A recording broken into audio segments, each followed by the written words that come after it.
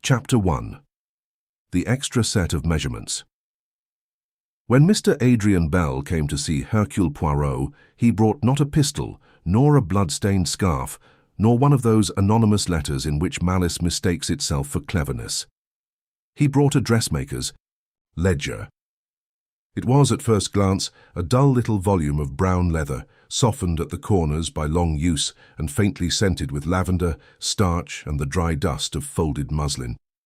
Such books exist in thousands and are seldom noticed by anyone except the women who keep them and the women who pay the bills arising from them. Yet Poirot took it from Mr. Bell with the same gravity he might have shown a signed confession. "You say it belonged to Miss Edith Marsh." "Yes," said Bell. "She died 4 days ago. The doctor called it heart failure. She had no close family, and I have been helping sort her effects. My wife was one of her clients. I thought at first this was only an account book. Then I found something odd." Mr. Bell was a solicitor by profession, a careful, fair-haired man with the restrained seriousness of one accustomed to reading small print and distrusting easy appearances. He had the manner of a person embarrassed to trouble a famous detective, with what might prove no more than clerical untidiness. But embarrassment and conviction were at war in him, and conviction had won. Poirot opened the ledger and turned several pages. The entries were exactly what one would expect from a respectable seamstress of long standing. Mrs. Alton, navy walking, suit, sleeves narrowed by ½ inch. Lady Harbury, morning silk altered at the waist. Miss Cecily Brent, bridesmaid sash remade after second fitting. There were dates, measurements, fabric notes, and the occasional practical judgment, written in a neat, capable hand. It was the record of a woman who had lived by accuracy and discretion. Then Poirot stopped. I had been standing beside the mantel, only half interested until that point, but I saw at once that something in the page had altered his attention. He ran one finger down a set of figures inserted between the records of Mrs. Lydia Vale, a wealthy client whose name appeared often in the volume. There was no name beside this other entry, only numbers: shoulder, bust, waist, hip, sleeve, back, inside. Seam, calf, ankle, a complete set of measurements, carefully repeated over several weeks, each variation entered with exactness, and beneath them, in Miss Marsh's precise hand, a single note. After dusk, only Poirot said quietly, "Ah." Mr. Bell leaned forward. "You see it?" "My friend," said Poirot, "one does not need to see much. One needs only to notice what refuses its proper place." He turned back a page, then forward again. Mrs. Lydia Vale's entries were as one might expect for a woman of means and some vanity. Dinner gowns taken in, skirts lengthened, travelling cloak relined, velvet bodice adjusted after illness. But the unnamed measurement sat between them like a person hidden behind a screen, close enough to belong, too silent to be innocent. "You know Mrs. Vale?" Poirot asked. Bell nodded. "Slightly. My firm has handled 1 or 2 minor transactions for her husband." "Husband," said Poirot. "That is Stephen Vale." "Yes, and he is missing." Bell looked surprised. "I did not say so." "No." "But you were preparing to?" Bell gave a short, uneasy laugh. "Stephen Vale vanished 3 days before Miss Marsh died. The police think he went off on one of his drinking retreats. He had done it before, but he has not returned, and Mrs. Vale, though outwardly composed, has made discreet inquiries." Poirot closed the book. "Now the matter begins to breathe." I asked, "Surely these measurements might belong to another female client whose name was omitted by accident?" Poirot shook his head. "Not with the inside seam, the calf, the ankle, and the breadth across the shoulders entered in that fashion. Clothing, Hastings, is not vanity as most people suppose. It is geometry. It proves who a person is, or who a person wishes very much to seem. These measurements are not for a lady's gown. They are for a disguise, an alteration, or a complete reconstruction of outward identity," Bell said slowly. "That was my own thought, though I hardly dared put it so plainly." Poirot reopened the ledger and studied the figures again. The waist has been reduced on the second fitting, the shoulder softened on the third, the sleeve length slightly corrected. Whoever was being fitted returned more than once. There was caution, there was refinement, and there was secrecy. After dusk only. Why? Because Miss Marsh did not wish other clients to see this person, or because the person did not wish to be seen entering her rooms in daylight. Mr. Bell sat very still. The police know nothing of the ledger. Nothing. Good. They would begin at once by looking for a dress. But this is not yet a dress. It is a strategy. The room was quiet for a moment. Rain brushed faintly. At the windows and from the street below came the rumble of a passing omnibus. Poirot held the little ledger balanced in his hands as if it contained not accounts, but human motive carefully flattened between pages.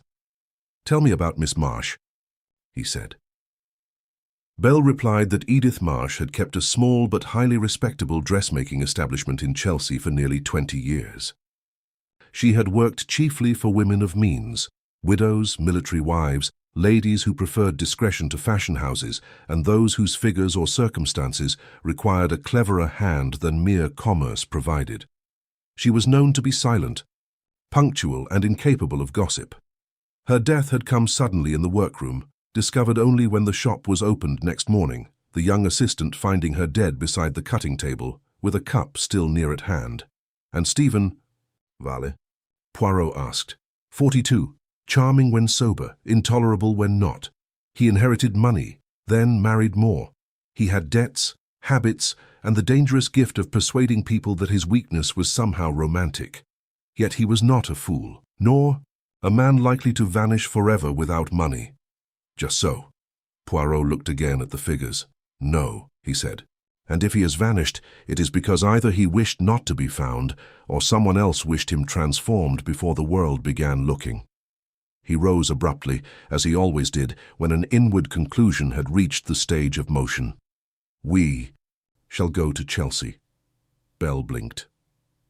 "At once?" "At once. A ledger is like a witness. If you wait too long, other people remember to tidy it. Miss Marsh's establishment stood in a narrow street of decent houses, gone somewhat to business. Her sitting room and workroom occupied the ground floor, with living quarters above and a cramped fitting chamber at the back. The apprentice, a frightened girl named Iris Cole, received us under the supervision of an elderly neighbour who had taken charge of things until some proper legal arrangement could be made. The workroom was neat to the point of devotion. Rolls. Her fabric stood in labelled order. Paper patterns hung from pegs. Pins, chalks, reels of thread, and folded linings occupied drawers so methodically arranged that one felt Miss Marsh's absence as a kind of broken law. Poirot walked slowly around the cutting table. "In such rooms," he said, "one must not ask first what is present, but what kind of person required this exactness." He examined the table, the lamp, the wastebasket, and the fitting screen. Then he went into the little rear chamber where clients had stood on the low platform while hems were marked and seams adjusted. There he paused. "What is it?" I asked. He pointed to the curtain. Along its inner edge, nearly hidden where heavy fabric folded back on itself, a smudge of dark cosmetic marked the lining, not powder, but grease paint or theatrical shading. On the shelf beneath the mirror lay no cosmetics now, only a pincushion and a box of hooks, but a faint trace remained where something small and round had recently stood. "A pot," said Poirot, "or jar, removed after the death." Iris, when asked, admitted that Miss Marsh had once or twice taken evening appointments she did not mention in the order book. She had been instructed to leave early on those nights and never to speak of them. "Was it a lady?" Poirot asked. "B.I." Girl hesitated. "I thought so at first, sir, but the step was wrong." "Wrong in what way?" "Heavy, though careful." "And once I heard Miss Marsh say, 'No, sir, if you carry the shoulders so, anyone will know at once.'" Bell and I exchanged a glance. "A man, then," I said. "Perhaps," said Poirot. "Or someone learning to appear not himself." He returned to the ledger. The extra measurements were not a mistake, he said. They were a confession written in inches and cloth. Bell asked quietly. A confession of what? Poirot shut the book with great care. Of preparation. Miss Marsh was helping someone disappear in plain sight, or helping someone else. Construct a false person. And because Stephen Vale vanished 3 days before she died, I do not believe in coincidence. Somewhere between the missing husband and the dead dressmaker lies the true body of the case. As we left the workroom, he paused once more by the fitting screen and touched the black smear upon the curtain. Geometry, he murmured. Always geometry. The world believes character is moral. Very often it is only well measured. Outside, the damp London afternoon had deepened toward evening. Bell stood with his gloves in one hand, looking back at the narrow shop front with visible unease. You think Vale is dead, Poirot answered. I think someone has taken great pains to alter how one human being should be seen. When that happens, one must always ask who benefits from the change, and whether the original person is still alive to object. He stepped toward the waiting motor car, then turned back. And Mr. Bell, say nothing yet to Mrs. Vale. Grief that expects sympathy is one thing. Grief that watches the listener is another. I should like first to know which kind hers may be. That was the end of the beginning, though I did not know it then. The little ledger lay once more under Poirot's arm, innocent in appearance, deadly in implication. By the time Bell left us that evening, Poirot had already determined that the extra set of measurements did not describe a forgotten customer. They described a secret arrangement, and somewhere behind that arrangement, I felt, waited either a hidden fugitive or a dead man carefully measured out of the world. Chapter 2. The house in Cresswell Square. Poirot visited Cresswell Square the next morning and found Lydia Vale as polished and controlled as her drawing room. It was one of those London houses in which money has been employed not to create comfort, but to make composure visible. The curtains were of excellent fabric, the flowers faultlessly arranged, the carpets thick enough to mute anxiety, and every object in the room appeared to have been selected by a person determined that life should never be caught in the act of disarray. Yet beneath that ordered elegance there hung the unmistakable air of strain. One felt that the house had lately received too many questions and answered them all with equal calm. Mrs. Lydia Vale received us in a room of pale walls, silver-framed photographs, and morning light carefully admitted through half-drawn curtains. She was a handsome woman in her middle 30s, with fair hair, an admirably still face, and the sort of self-command that society often mistakes for breeding when it is in fact a more active discipline. She wore black, but not deeply enough to suggest bereavement. Her manner toward Poirot was irreproachably civil, and almost entirely without warmth. My husband, she said after the first formalities, has gone away before and returned when it suited him. I am told I ought to feel more agitation than I do. In fact, I feel chiefly impatience. Poirot, seated very upright on the edge of a satin chair he plainly disliked, joined his fingertips together. Impatience may be a most instructive emotion, madame. It suggests that one has waited too often. She gave him a quick glance, measuring whether sympathy were being offered or merely observation. Deciding, I think, that it was the second, she said, Stephen was not a domestic man. No? He preferred admiration without routine, indulgence without consequence, and company that asked little of him. When he disappeared for 2 or 3 days, one generally expected him back untidy, apologetic, and short of money. This time the police tell me not to concern myself, and you do not concern yourself. I concern myself with what is useful. That was an honest answer, though not perhaps a complete one. Poirot asked then about Miss Edith Marsh. Mrs. Vale's expression did not alter. She made dresses for me. She was discreet and competent. Her death was unfortunate. Only unfortunate, Mrs. Vale's pale brows lifted very slightly. I was not intimate with her. It was an elegant deflection, and Poirot let it pass for the moment. He spoke instead of the ledger Bell had shown him, of the unnamed measurements, the repeated fittings. the note that said after dusk only. At that, he saw, and I saw because he had taught me where to look, the smallest pause before she answered. It was less than a second. Yet in houses such as these, truth often lives in intervals too brief for ordinary men. I know nothing of anonymous entries in a workwoman's book, she said. No? Asked Poirot softly. That is curious. Why? Curious? Because the figures are inserted among your own fittings, and Miss Marsh made several late visits here during the last month. For the first time, something sharpened in her. Who told you that? Servants observe hours better than families, said Poirot. The reply displeased her, which was useful. Displeasure loosens control more surely than accusation. Also in the house was Miss Clara Wynne, Mrs. Vale's companion.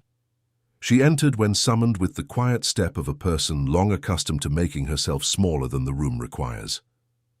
She was perhaps 28, dark-haired, pale, and self-effacing in dress, though not by nature, I thought, self-effacing in mind. Her eyes were intelligent and troubled. Most revealing of all were her hands. They were clasped neatly when she came in, but during Poirot's first few questions, the fingers tightened and loosened against each other with involuntary rhythm. Nervous hands have betrayed more domestic mysteries than police notebooks.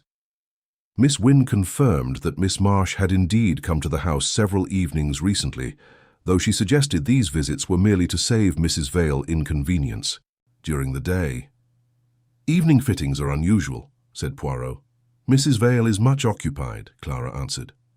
Yes, said Poirot, and yet the dressmaker's ledger suggests those hours were used not for ordinary adjustments, but for something more exact. Clara said nothing. Mrs. Vale turned her head slightly toward her, and the look was enough to warn any dependent woman back into caution. Poirot rose and crossed to the mantel, where several framed photographs stood in a studied sequence. Stephen, Vale at the races, Lydia herself in a garden chair, a naval portrait of some dead relative, 2 dogs, and a view of the house at the seaside. No image of marital ease. No recent likeness in which husband and wife appeared together. How long, he asked without turning, has Mr. Vale been absent this time? 8 days. And Miss Marsh died 3 days after he disappeared. Yes, yet before. Her death she continued to visit here in the evenings. Clara Wynne's hands tightened again. Poirot wheeled round at once. You see, mademoiselle, the difficulty is this. If Miss Marsh came only for Mrs. Vale, then after Mr. Vale's disappearance, her visits ought to have ceased to matter. Instead, someone in this house remained in need of her. Mrs. Vale said coldly, You are constructing fantasy from timetable. No, said Poirot. From geometry. The servants, questioned separately, proved more useful than the family. One maid remembered Miss Marsh arriving after dinner on at least 3 occasions in the final month. Another, a younger girl with quick, frightened eyes, recalled hearing footsteps in the upper corridor on one of those evenings after Miss Marsh had supposedly left. Not 1 set of footsteps, but 2. Miss Marsh going down, and later, another person, moving cautiously overhead. As though someone were being hidden upstairs, I suggested. The girl colored. I don't know, sir. Only it sounded as if they did not wish to be heard. That was enough. Poirot asked next to see Stephen Vale's dressing room. Mrs. Vale hesitated, but only because refusal would have looked far worse than permission. We were shown to a handsome chamber on the first floor where the man's presence seemed already curiously divided between absence and arrangement. The valet had not been dismissed. Brushes stood ready, boots were lined in their trees, scent bottles remained upon the tray, and several drawers were in perfect order. Yet one saw quickly that gaps existed. Several suits were missing. So too were some shirts traveling underlinen, a pair of tan gloves, and 1 small leather case usually employed, the valet said, for personal odds and ends during short hotel stays. But the black evening coat remained hanging in its place. So did the best dinner jacket, the pearl studs, the opera hat, and the more distinguished of Stephen Vale's outer garments. Poirot considered these for some time. A man who runs away, he said, takes not merely what is useful, but what flatters his future. The valet looked blank. I confess I did too. Poirot touched the sleeve of the evening coat. A man who flees to begin again takes the clothes in which he most wishes to be seen. This Mr. Vale has left behind. Either he did not choose his own departure, or the departure was intended to resemble one of his previous escapades, only long enough to delay inquiry. That struck me at once as exact. Stephen Vale, from all we had heard, was vain enough to plan even his ruin with regard to his appearance. To disappear voluntarily without the garments in which he liked best to impress the world did not suit the picture. There were other peculiarities. One drawer contained collars but no cravats of a certain soft, dark type. The valet insisted Mr. Vale favoured for private dinners. A shoe tree lay on the floor beneath the wardrobe, as if dropped and not replaced. In the dressing-room grate, no ash remained, except the ordinary light grey of paper burned several days before. Yet the valet could not say what had been destroyed. Poirot noted everything and commented on nothing until we had gone down again. Before leaving the house, he put one more question. "Has Miss Marsh," he asked in the drawing-room doorway, "ever fitted a gentleman in this house?" Mrs. Vale's expression did not change. "Clara Wynne's did." "No," said Clara too quickly. It was that swiftness, more than the answer, that confirmed Poirot's direction of thought. He bowed, said only that he was grateful for their assistance, and led me out into the square. The morning was pale and damp. Cabs rolled quietly past. The plane trees along the pavement showed the first dust of spring at their tips. Poirot stood for a moment with his hat pulled low and looked back at the polished windows of the Vale house. "Well," I said. "The secret in the ledger," he replied, "is not a woman's vanity." "No?" "No. It is the construction of another identity." I stared at him. "You mean a disguise?" "Perhaps, or the remaking of someone who must pass, for a time, as not himself.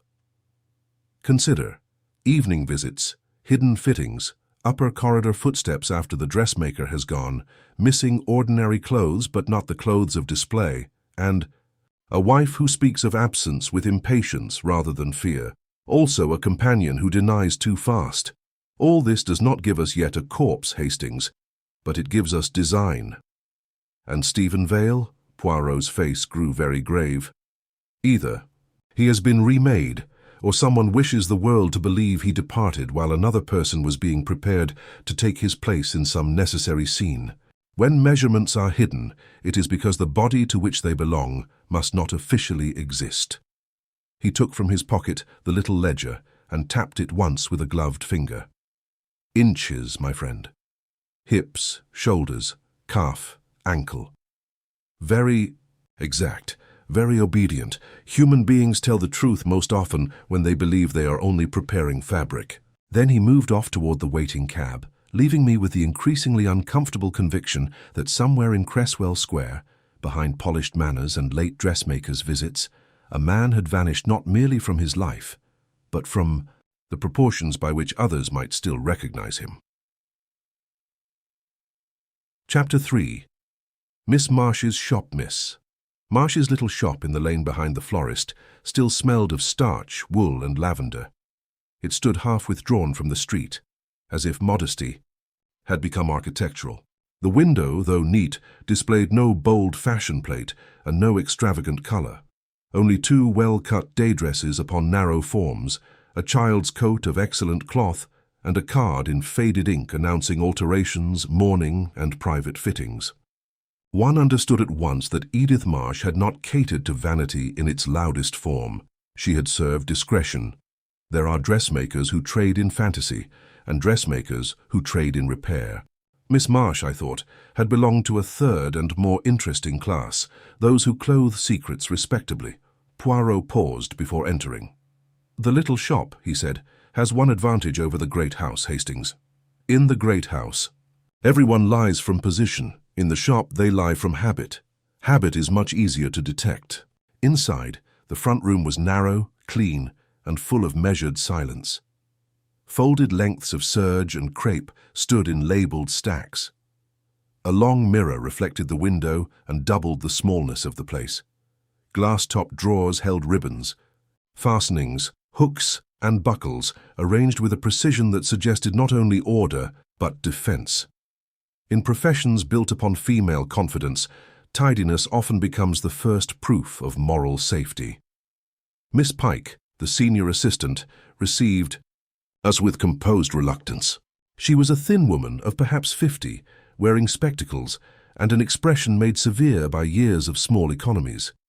Young Iris Cole, round-cheeked and visibly nervous, hovered just behind her with a bundle of tissue paper in her hands and the wide eyes of a girl who has been trying all morning not to cry in front of customers. Poirot removed his hat and bowed. "You have suffered a loss, mademoiselle. Ah, forgive me. Ladies, my sympathies." Miss Pike, who had likely expected either official brusqueness or sentimental intrusion, looked almost startled by the courtesy. "It was a shock, sir," she said. Miss Marsh had always been strong. "Strength," said Poirot, "is often mistaken for permanence. You have assisted her long?" 10 years. "And Miss Cole?" "Nearly 18 months, sir," said Iris quickly.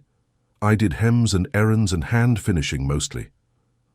Poirot began, as was his custom, by seeming to wander well away from the center of the matter. He asked about hours, clients, fittings, deliveries, expenses, and the usual rhythm of the shop. Only gradually did he circle nearer the hidden point.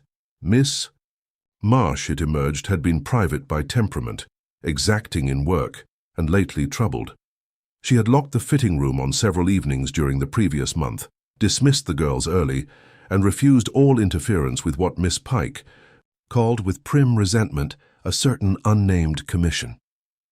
"Unnamed," said Poirot. Miss Pike pressed her lips together. Miss Marsh always entered her orders. That was her way. But there were times lately when she kept one piece apart. I did not approve of it. No, it is no kindness to a business to make mystery of a client. Yet she did? Yes. Iris broke in then, unable to contain herself. She said it was delicate work, sir. She said no one must see it till it was done proper. Poirot turned to her gently. "And did you see it?" The girl hesitated, glanced at Miss Pike, and answered with that instinctive half-truth of the young, which hopes honesty will pass if given quickly enough. "Only pieces. Never all together." "What pieces?" "A sleeve once, then the back part, and one time the skirt, if it was a skirt." "If?"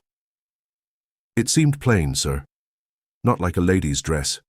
More like, something, for going about unnoticed." Poirot's eyes brightened. "Ah, that is an admirable distinction, mademoiselle. I mean, Miss Cole, clothes for being seen are one thing, clothes for going unnoticed are another." We were shown into the workroom at the rear. There, the smell of the place deepened. Hot iron, wool fluff, damp linen, and the medicinal cleanness of pressed cloth. Upon the central table lay patterns, chalk, measuring tapes, pins set into little cushions shaped like tomatoes, and the hard flat irons that seemed capable of imposing virtue upon the most wayward seam. It was a room made not for display, but for transformation. Poirot moved slowly around it, touching almost nothing. "In a workshop," he said softly, "one must observe what has been repeated. Repetition is intention." Near the far end of the table he stopped. A brown paper pattern, folded under ordinary bodice forms, had been altered again and again. Fresh pencil lines crossed out older ones at the shoulders. The sleeves had been narrowed, then widened slightly, then lowered at the head. The waistline had been shifted with unusual care. Even I, who know little of dressmaking beyond the fact that women insist upon it, could see that this was not ordinary alteration. It was adjustment in pursuit of likeness. No, not likeness.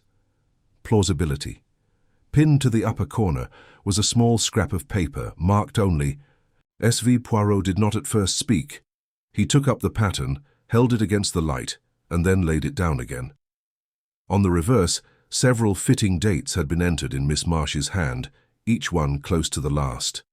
That meant repeated attendance, repeated correction, repeated effort to make the garment sit properly upon a body that resisted its assigned appearance. S.V., I said. Stephen Vale?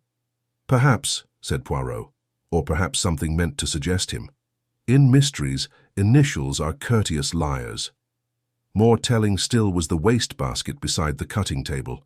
Miss Pike had emptied it after her employer's death, but not completely. Down among chalk shavings, curled thread ends and torn tissue, Poirot retrieved a scrap of notepaper no bigger than a visiting card. The lower half was missing. The remaining words read, "Must pass unnoticed. That, more." Then the pattern itself fixed the nature of the work. These were not the marks of fashion, they were the marks of concealment. Miss Pike, when shown the scrap, coloured slightly. "I did not see that." "No," said Poirot. "Miss Marsh did not wish you to." He asked next for the order books, the cash entries, and any cab receipts not yet destroyed. Miss Pike produced these with visible reluctance, not because she wished to obstruct, but because the surrender of records felt to her like surrender of the shop's dignity. Among the ordinary household purchases, thread, hooks, braid, dress, shields, corset laces, there appeared on 2 occasions payments in cash without client name, and 1 cab receipt to Blackfriars dated the week before Stephen Vale vanished. "Why Blackfriars?" I asked. Poirot tapped the paper. "To buy what?" "Miss Marsh did not usually stock." "And what was that?" "Clothes not meant to be noticed in a respectable ladies' establishment." We went there that afternoon. The place was not theatrical in the vulgar sense of stage plumes and costume swords, but one of those discreet suppliers whose stock answers many unadvertised needs: plain hats, neutral coats, second-rate uniforms. For amateur theatricals, aprons, shawls, sturdy shoes, and garments of no class in particular. Such shops sell invisibility to those who cannot afford better, and utility to those who prefer not to be observed choosing it. The proprietor, a little dry man with a face like folded paper, remembered Miss Marsh at once. "She knew what she wanted," he said. "No nonsense with samples. Asked for a dark skirt, a simple jacket, sensible shoes, an ordinary hat, nothing stylish, said it must not draw the eye." "For herself?" asked Poirot. The man gave a short laugh. "No, sir. She said for someone who must not be looked at." Twice. That sentence altered even the air of the place. "Man or woman," said Poirot. The proprietor considered. "Could have been either the way she bought it. But the jacket was cut to disguise more than fit. That I remember." Disguise. "What?" he shrugged. "Figure, bearing, difference. The sort of thing one sells when someone wants to pass through a station or street without leaving a face behind in memory." Returning home, Poirot was very quiet. When he is silent after progress, it usually means the pieces are not merely accumulating but beginning to connect along dangerous lines. At last he said, "A dressmaker may do more than flatter the body, Hastings. In the right hands, she may erase it, alter it, and offer its wearer a safer shape, in which to move through the world. You think Stephen Vale was being disguised?" "I think someone was. Whether to escape, to hide, or to replace another presence is still open. I considered the pattern, the initials, the note, the garments. If it was Stephen, I said, why turn him into someone less noticeable?" Poirot looked out of the cab window at the slick pavement and the passing umbrellas. Because, perhaps, Stephen Vale as himself was too easily seen. A vanished man may travel farther if first reduced into a person no one remembers having seen at all. And if it was not Stephen? Then someone wished us to think of him. S.V. Very convenient. Miss Marsh's shop, Mrs. Vale's house, the evening visits, the missing husband. A line may be straight and still lead to the wrong destination if one has laid it carefully enough. That was Poirot exactly, never content with the satisfying answer if satisfaction came too early. By the time we returned to Whitehaven Mansions, he had already written 2 notes, one to Bell, requesting fuller information on Stephen Vale's debts and habits of disappearance, the other to the inspector in Chelsea regarding any unidentified persons, female or ambiguously dressed, seen near the stations in the last 10 days. He then laid Miss Marsh's ledger beside the altered pattern scrap and said, "Observe, Hastings. Measurements repeated, shoulders softened, waist corrected, serviceable clothes, must pass unnoticed. This is not vanity. It is transit." "Transit to where?" Poirot looked at me very steadily. "That," he said, "depends upon whether the person being remade intended to survive the journey." Chapter 4. The missing husband Poirot made inquiries into Stephen Vale and found him a hollow man, boastful, indebted, vain, and far more interested in appearing dangerous than in being so. That distinction, he told me, is one of the most useful in such cases. Truly dangerous men seldom advertise themselves except by necessity. Hollow men do so constantly. They cultivate rumors, imply hidden powers, hint at mysterious connections, and allow society to imagine them darker than they are, because mystery, even on credit, may still be spent like money. Stephen Vale, it emerged, had spent years performing versions of himself, but none with enough discipline to make disappearance convincing. Adrian Bell's firm supplied some of the financial outlines. There were debts of the ordinary wasteful sort: tailors, cards, racing losses, hotel accounts delicately settled and then reopened. There were also loans from private sources, none ruinous alone, together deeply compromising. Yet what struck Poirot most was not the amount, but the pattern. Vale never quite exhausted one circle of assistance before beginning another. He lived by postponement, by charm, and by the careful cultivation of urgency in other people. "A spendthrift?" I asked. "Not only," said Poirot, "a manipulator, that is more expensive to others." We went first to a bookmaker in Jermyn Street who remembered Vale with vivid dislike. He liked the costume of vice better than the thing itself, the man said. Would swagger in, lay a bet too large for prudence, lose, laugh, and then talk, as though ruin were a private club to which he held the door. But he was cautious underneath. A man who truly throws himself away doesn't keep as many little books. "Little books?" asked Poirot. "Names, promises, addresses, hints, people who owed him favors or thought they did." That interested Poirot at once. "A collector of leverage," he murmured. The bookmaker shrugged. If he heard of a quarrel in a family, he remembered it. If he learned who could not afford publicity, he remembered that too. He liked the style of vice, as I said, and secrets gave it him cheaper than gambling did. A former business associate found after some effort in chambers off the Strand completed the picture. Stephen had no patience for honest enterprise, he said. He preferred situations in which embarrassment might be converted into cash. He was never coarse enough to blackmail openly. That would have required courage. But he could imply, suggest, remind, and wait. He used secrets as currency whenever money ran thin. These were not the habits of a romantic fugitive. They were the habits of a blackmailer. When Poirot said as much to me later, I felt at once how the case shifted. Stephen Vale, seen through his wife's controlled irritation and Miss Marsh's hidden measurements, had until then remained slightly indistinct in my mind. A dissipated husband, a vain man with debts, perhaps even a fool. But blackmail gave him structure. It explained why fear moved so strangely around Cresswell Square, why Lydia Vale's composure had in it not grief but long practice, and why Clara Wynn's nerves tightened at questions that had nothing to do, on the surface, with dressmaking. That afternoon Clara Wynn secretly sent for Poirot. The note arrived by a cab boy who had plainly been told to deliver it into no servant's hand but ours. It contained only a place, an hour, and the words, "I cannot speak in the house." Poirot read it, folded it once, and put it in his pocket. "Good," he said. "At last someone wishes the truth more than safety, or nearly more." The place was a small tea room in a side street off Kensington High Street, quiet enough to protect a conversation and respectable enough not to compromise the woman requesting it. Clara was already there when we arrived, seated in a corner behind a screen. Of potted palms, her gloves laid tidily beside an untouched cup. In daylight and away from Lydia Vale's drawing room, she appeared younger, more tired and less composed than before.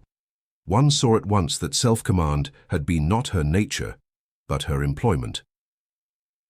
Poirot sat opposite her. I took the chair a little aside. You wish to speak freely, he said. Yes. Then begin where the fear begins, not where the scandal begins.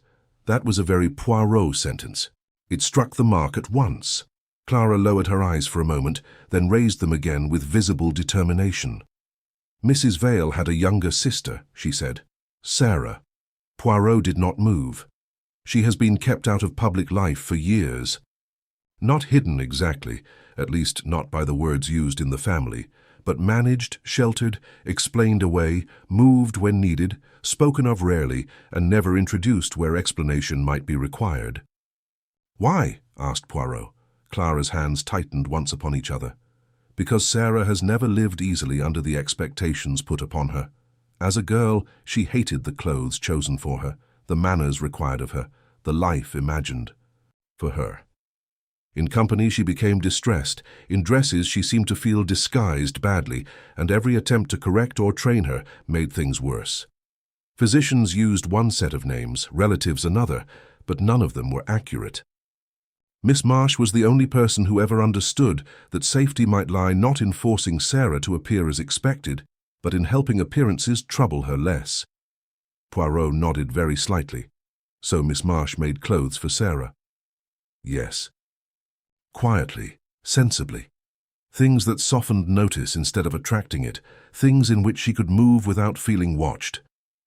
Plain jackets, darker skirts, collars cut differently, shoulders altered, hats chosen not to announce. Sometimes even garments that made her appear at first glance a little older, plainer, less definitely one thing or another. Miss Marsh said, "Comfort is often only anonymity properly fitted." That phrase, so exact and humane, seemed to affect Poirot more than Clara knew, and Lydia permitted this. She paid for it. She loved her sister, but she feared the world, and later she feared her husband more. There it was at last. Stephen had discovered Sarah's existence after his marriage. At first, Clara said, he found it amusing, then he found it useful.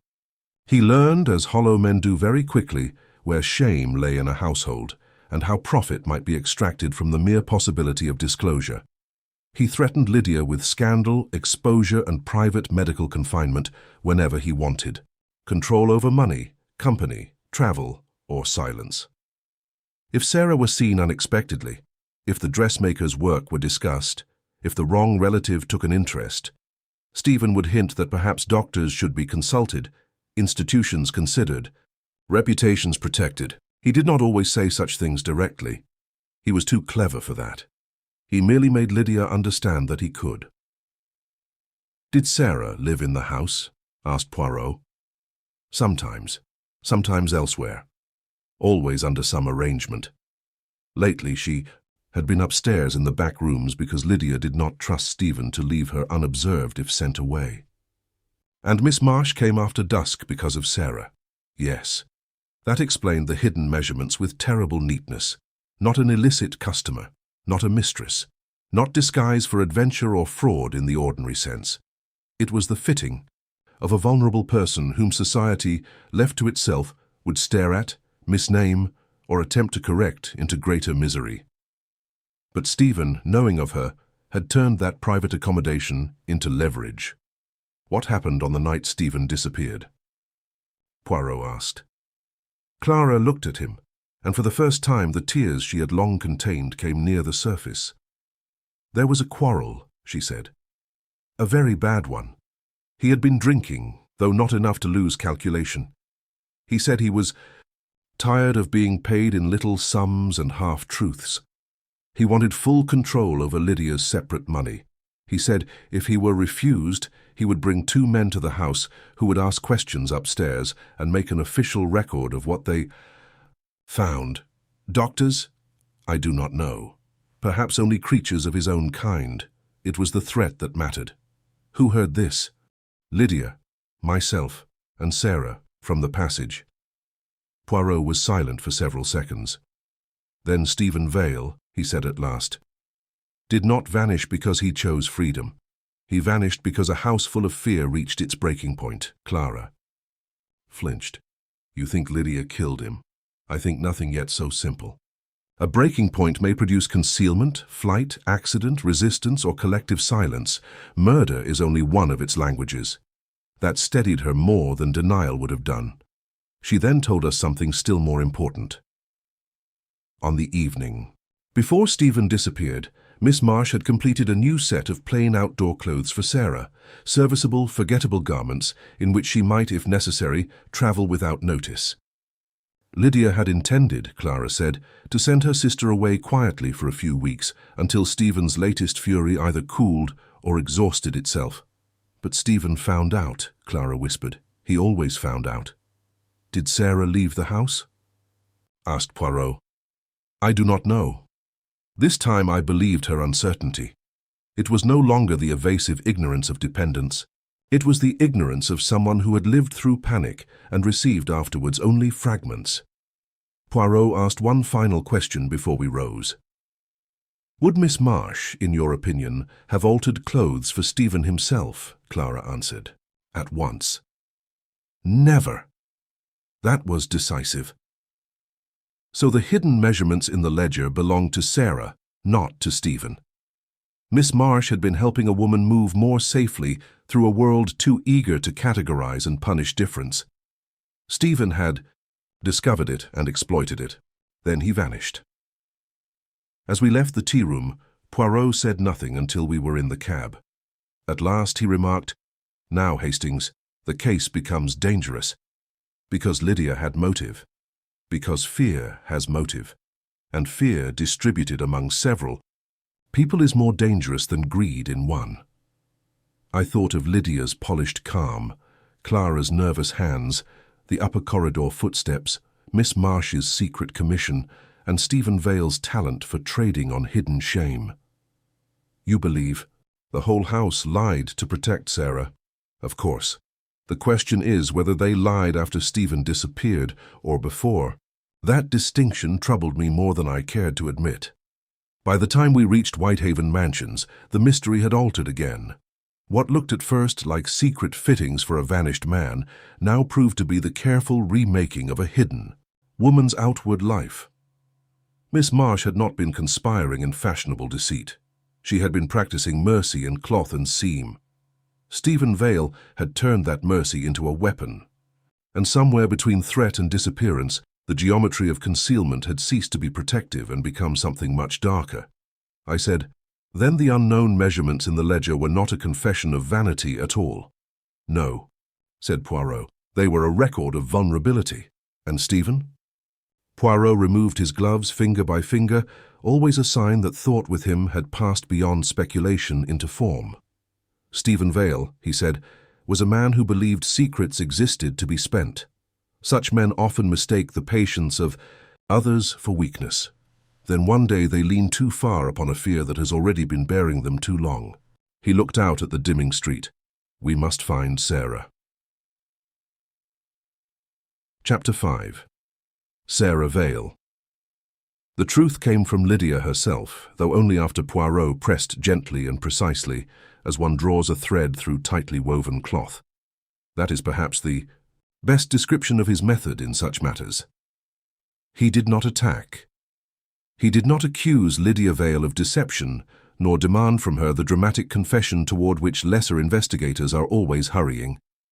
He simply removed one by one the excuses by which she had lived. When he was finished, there remained not a lie defeated by force, but a truth unable any longer to avoid its own shape.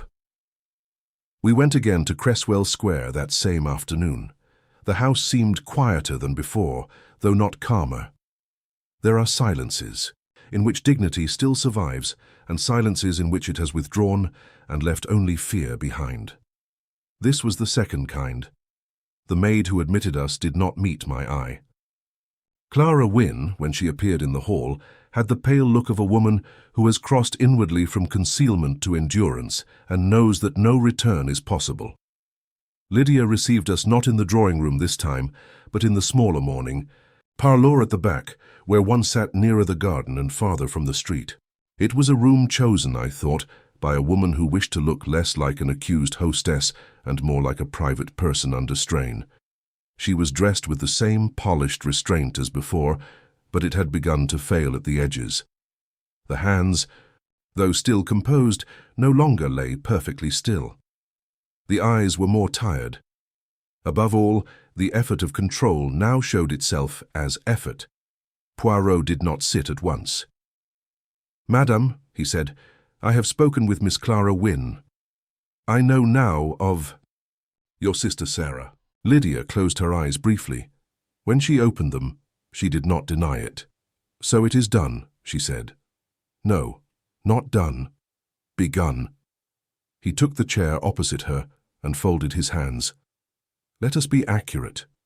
Your sister has been living secretly in this house?" "Yes." "Not because she was dangerous?" "No." "Not because she was shameful?" The slightest tremor crossed Lydia's mouth. "No." "Then because the world, and some members of it more than others, found her difficult to place within their categories?"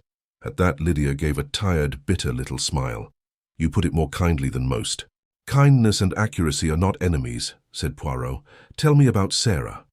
Lydia sat in silence for some moments before answering. I think she was deciding not whether to speak, but in what language it could be borne. Some truths are not hard because they are monstrous. They are hard because too many stupid people have spoken of them stupidly before. She was always unlike what was expected, Lydia said at last. As a child, she hated dresses chosen for her, hated visits, hated being looked at and then corrected because she was being looked at wrongly. If she spoke freely, people called her willful. If she withdrew, they called her ill. If she wished to dress plainly, to move plainly, to be taken for less rather than more, they said it was morbidity, nerves, perversity, rebellion, any word. Except the right one, because the right one required imagination, and our family had very little. Poirot listened without moving. "She was not mad," Lydia said sharply, as though defending Sarah against a room full of ghosts. "That must be understood first. She was not violent, not irrational, not unfit for affection or for life. She simply could not live easily inside the form the world insisted upon for her. Some days she could bear compromise. Some days she could dress as expected and receive visitors as some fragile private relation. Other days even that was torture.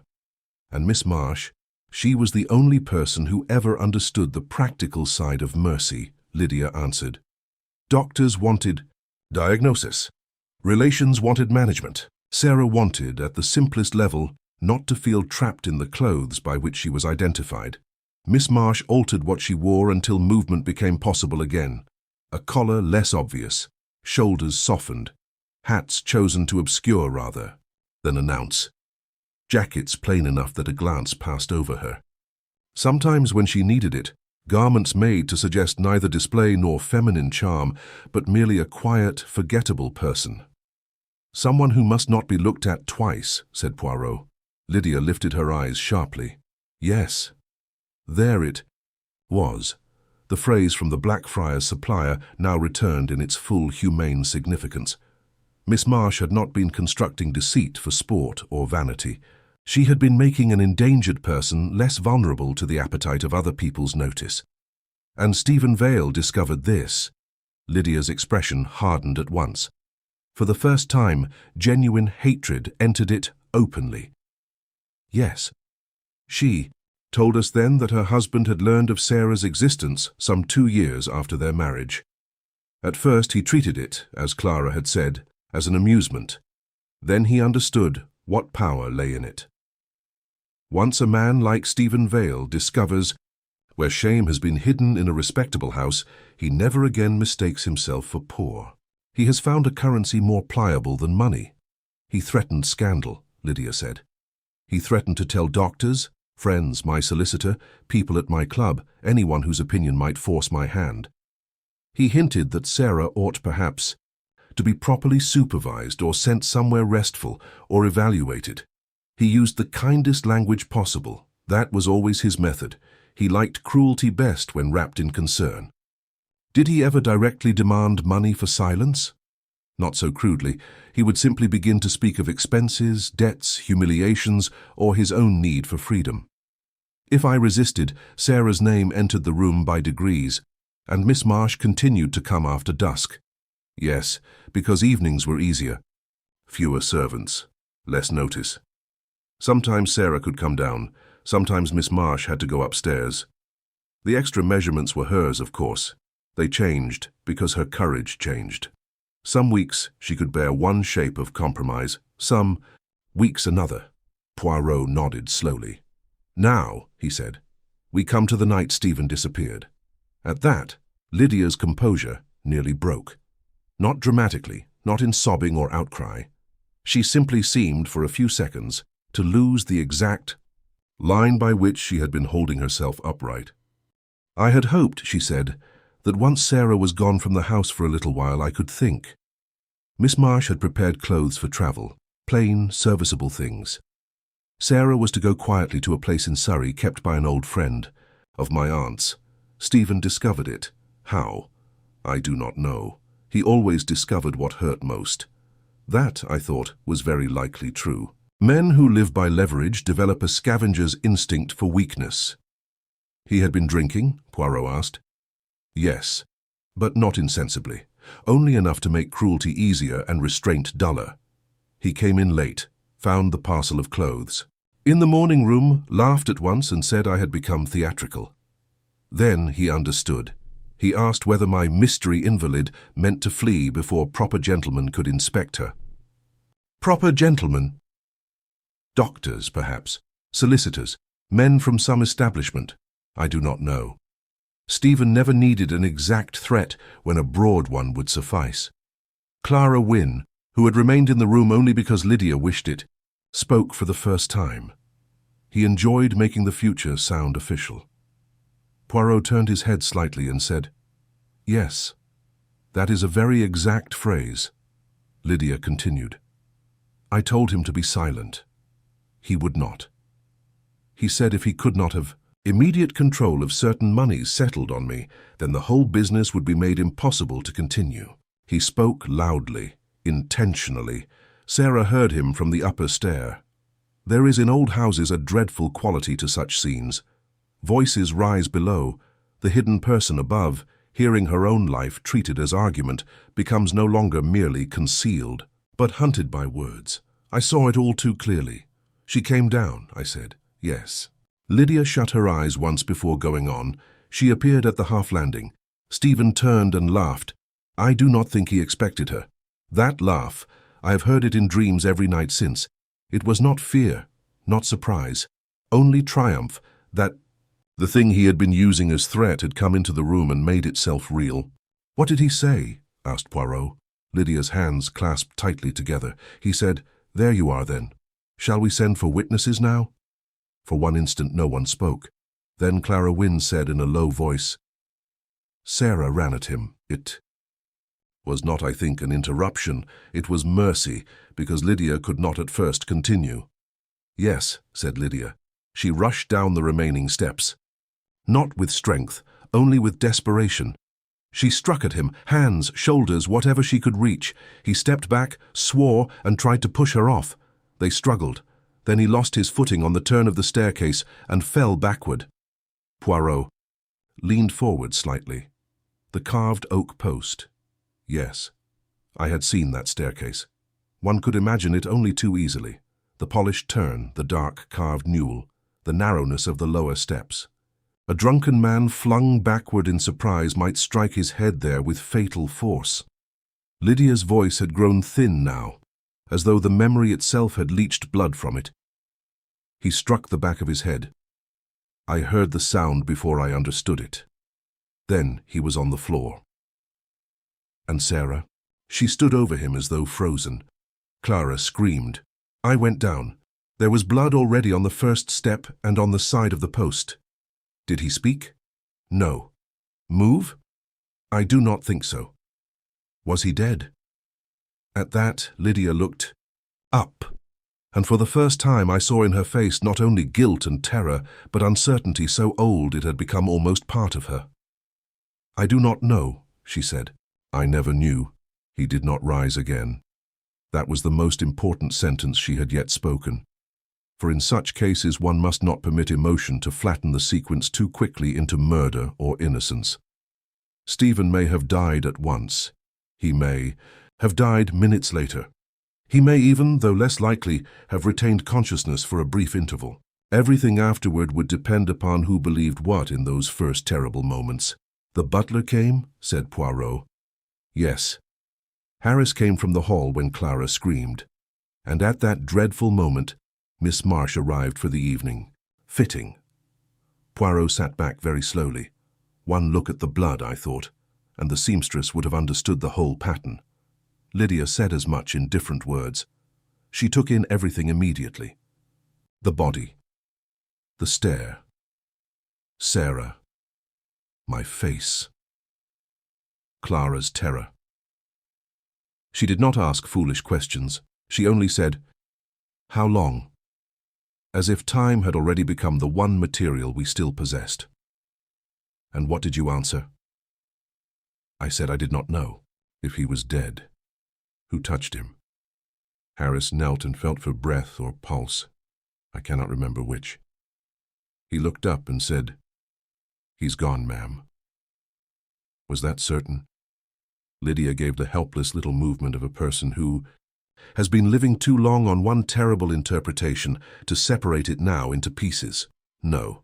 But in that moment, it became certain to us. "And Sarah?" asked Poirot. Lydia's face changed utterly. "It was Sarah," she said, "who cried that she must be made to disappear before Stephen could ruin me even in death. That was the key, and once heard it made every measurement in the ledger blaze with meaning. Not vanity, not disguise for adventure, but panic given form through cloth." "Miss Marsh answered," Lydia went on, "with the words you found in the torn note. She said, 'Then you must pass unnoticed.' Thus the extra set of measurements became not merely a secret commission, but the plan for escape. Miss Marsh, already prepared with serviceable clothes, plain hat, sensible shoes, and the altered pattern by which Sarah could move through the world as a person unworthy of a second glance, now turned that private mercy into emergency strategy. The woman who had been fitted quietly over weeks to survive public notice became in one dreadful hour the person who must vanish before the body on the stair could become the means of destroying everyone else. Poirot said very softly, "And Stephen Vale's body?" There it was, the question from which all the rest had so far retreated. Lydia's hands loosened a little, as though having crossed the worst part she could now at least continue. "Harris and Miss Marsh lifted him," she said. "I helped. We took him first into the little downstairs cloakroom off the service passage. Clara took Sarah upstairs. Miss Marsh said that if the house was to survive the night at all, no one must see what had happened before there was some plan." "Harris," I said, startled.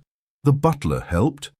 "He had been with my family since before my marriage," said Lydia. "He would have done almost anything to prevent scandal touching Sarah, or me, or perhaps only the house. I no longer know which motives belong to which acts." That too was true. In crises, loyalty, fear, class instinct, and affection are stirred together until even the participants can no longer separate them. "We sent the other servants to bed early," Clara said quietly. "Said Mr. Vale had gone out after a quarrel?" That part at least was easy to believe. Poirot turned his gaze upon her.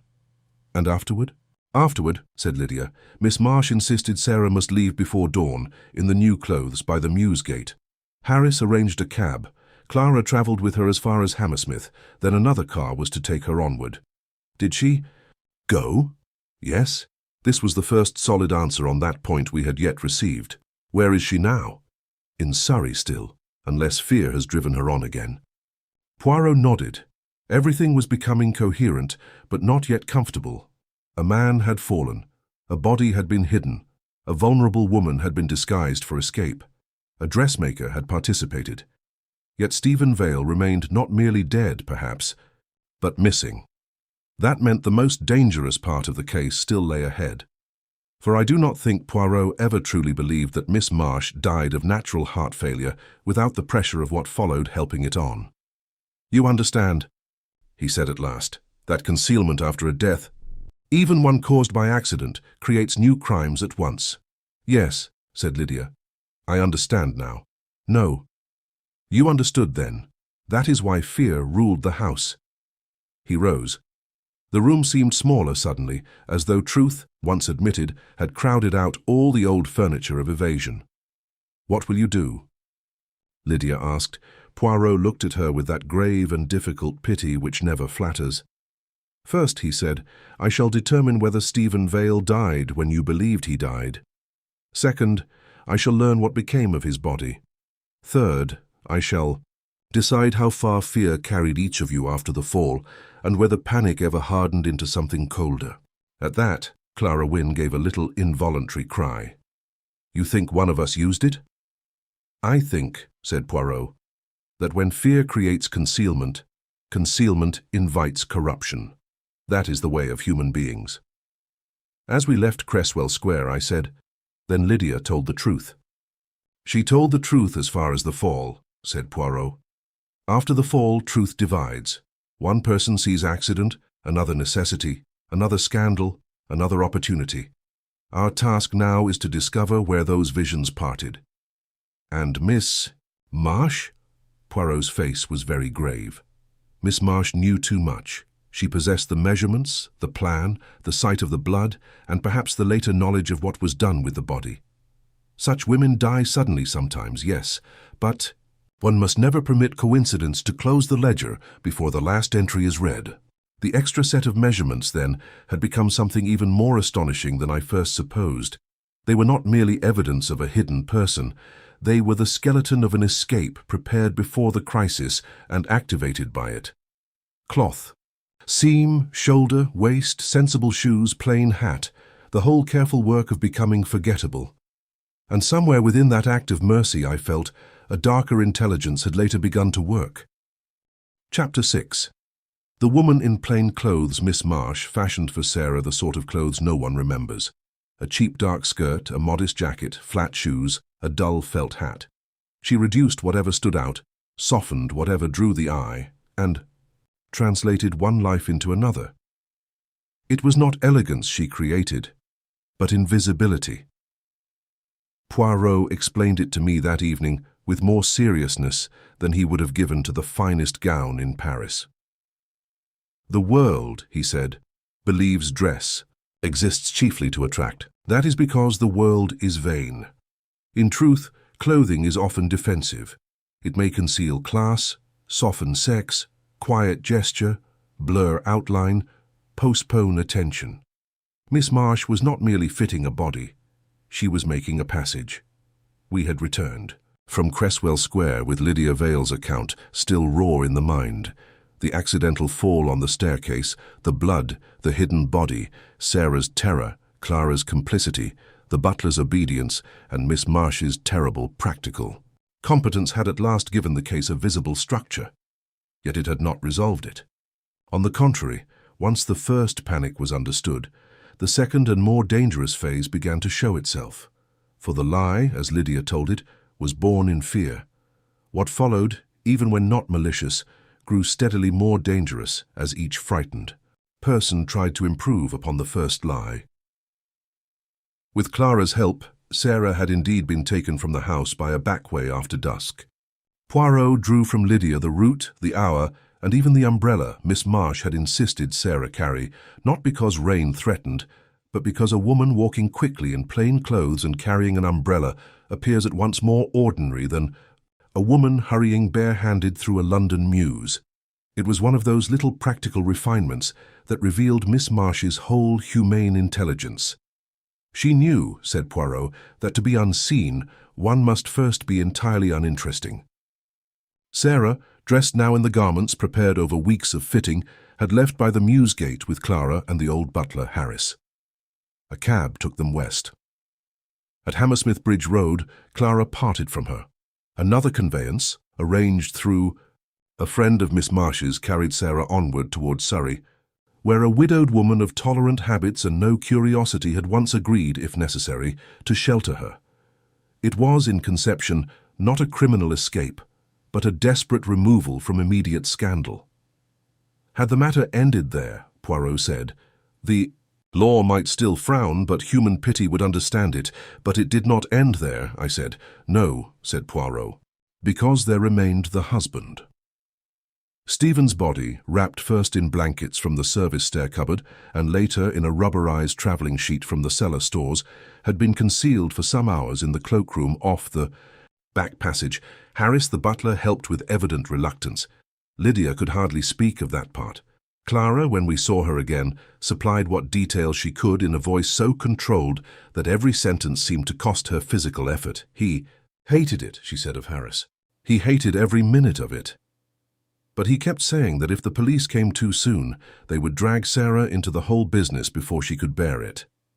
That, too, was likely true. One may commit dreadful acts under the persuasion that one is protecting the vulnerable. The law dislikes such distinctions. Human beings cannot always afford to. Later that same night, after the servants had been sent away and the house had settled into forced quiet, Harris and a trusted Mews driver, who sometimes did late errands for the house, carried Stephen Vale's body out through the service yard. The body was taken, she believed, toward the river. There the account blurred. He said it would be found downstream and taken for misadventure, Lydia whispered, or not found for days, long enough for Sarah to be safely gone. A plan of desperation, said Poirot afterward. Not of foresight. The household agreed thereafter on the simplest explanation available. Stephen had gone off of his own accord, as he had threatened to do on many occasions and had, in lesser ways, done before. His missing clothes, his debts, his habits of disappearance, all would assist the appearance. It was a lie, certainly. But in its first conception, it was a lie built in panic, not calculation. That distinction mattered to Poirot more than it did to me at first. You see, Hastings, he said, panic conceals clumsily and immediately. Calculation returns later to improve the concealment. If we can discover the point at which improvement began, we shall discover the colder mind. Miss Marsh soon regretted her part in it. This came not from Lydia alone, whose conscience might easily have embroidered remorse into memory, but from two independent traces. First, Clara admitted that within 48 hours of Sarah's departure, Miss Marsh had come twice to Cresswell Square by daylight, though always by the side entrance, and had argued with Lydia behind locked doors. Second, in the seamstress's workroom, Poirot had found, among ordinary scraps, an unfinished note in Miss Marsh's hand that began, "This cannot continue. She is not safe wandering, so—" That sentence, incomplete though it was, settled the point. Miss Marsh had helped Sarah flee immediate scandal because there was blood on the staircase and fear in every room of the house. But once the first terrible necessity had passed, she understood the deeper danger. A frightened woman traveling under an assumed appearance, without settled papers, without protection, and burdened already by a life spent under management, was far from saved. She had merely been moved from one peril into another. She was a practical woman, said Poirot, and practical women distrust prolonged improvisation. Miss Marsh wished the thing brought back from concealment into arrangement. Lydia, however, delayed. Whether from fear of the police, fear of the world, fear for Sarah, or fear of her own part in the concealment, she let days pass. Clara wanted Sarah hidden a little longer. Harris wished only to forget. Every person in the circle had reached the limit of courage at a different point, and where courage failed, delay entered. Then Miss Marsh died. The doctor had called it heart failure. Miss Marsh, it seemed, had complained of pressure in the chest and shortness of breath for months, though no one took it seriously. She collapsed in the workroom, and the local practitioner, summoned too late to do anything but certify, had pronounced it natural. Poirot, however, disliked convenient endings. A woman burdened with too dangerous a truth, he said, does not always die at the correct moment by chance. I asked whether he truly believed she had been murdered. He shrugged. Slightly. Belief is a foolish luxury before evidence, but convenience must always be taxed. Ask yourself, who benefited most from the death of Miss Marsh? The one person outside the Vale House who knew of Sarah, the disguise, the flight, and perhaps also of what was done later with Stephen's body. She dies just as indecision begins to threaten concealment. It is possible, it is also very useful. He set about testing the supposed natural death with his usual indirect exactness. The doctor, who had certified it, was competent but incurious. Miss Marsh had indeed once mentioned palpitations. Yes, she had looked tired. Yes, she had been under strain. No, there had been no post-mortem. Why should there have been? A solitary working woman of modest means who collapses at her table does not invite forensic imagination, unless someone insists, Poirot insisted. Not formally, not yet. But he asked what Miss Marsh had eaten that day, who made the tea, whether she had taken sleeping draughts, powders, or tonic drops, and whether her lavatory shelf had been cleared after death. Such questions irritated everyone except me, for by then I had learned that with Poirot, digestion and murder are never very far apart. Nothing conclusive emerged at once. The tea had been ordinary. Miss Pike had drunk from the same pot. No medicine. Bottle remained except a harmless cordial for headaches, yet there was one omission that troubled him. Miss Marsh's habit, according to Iris Cole, had been to take a lozenge or little paper twist of digestive powder in the late afternoon. The box usually kept in the workroom drawer was missing after her death.